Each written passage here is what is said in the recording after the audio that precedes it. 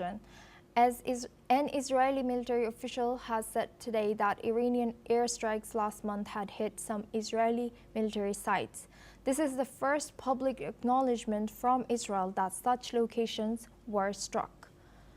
The official, speaking on conditions of anonymity, said that very few sites had been hit and that they remained functional. No further details were given, including which locations were affected or the extent of this damage.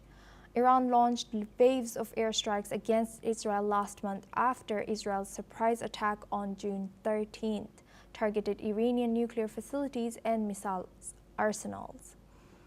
The Iranian strikes targeted cities including Tel Aviv, Haifa, and areas around Beersheba, where several Israeli military facilities are located. Several residential buildings were also hit, though Israeli officials said most missiles and drones were intercepted during the 12-day war.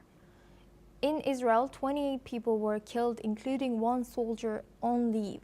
Iran said 935 people were killed in Israeli airstrikes, which also hit the capital, Tehran.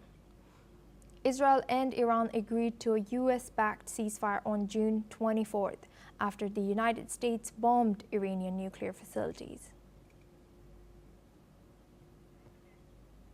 Now we go back on our discussion with our guest, Peter Baum. Thank you, Peter, for staying with us.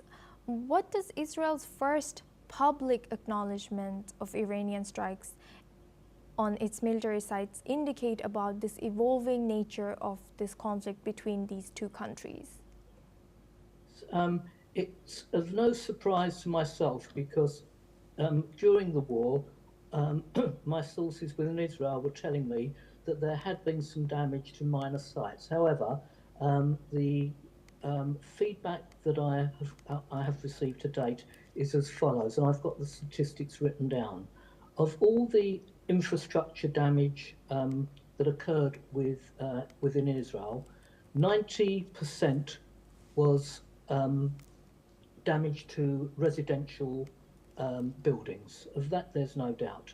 So that leaves the other 10%. What does that mean? Well, we know that there was damage to some airports. And when it comes to military bases, there was certainly some damage done to the ports of Haifa, and there was certainly damage done to a facility that was housing aircraft that was actually out of military use at the moment.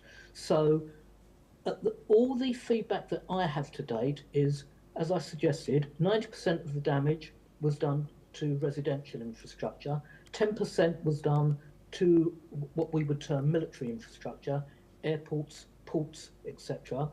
And very little damage, let's say 5%, maybe even less of that, was done to military airfields housing aircraft that were at that moment unflight worthy anyway.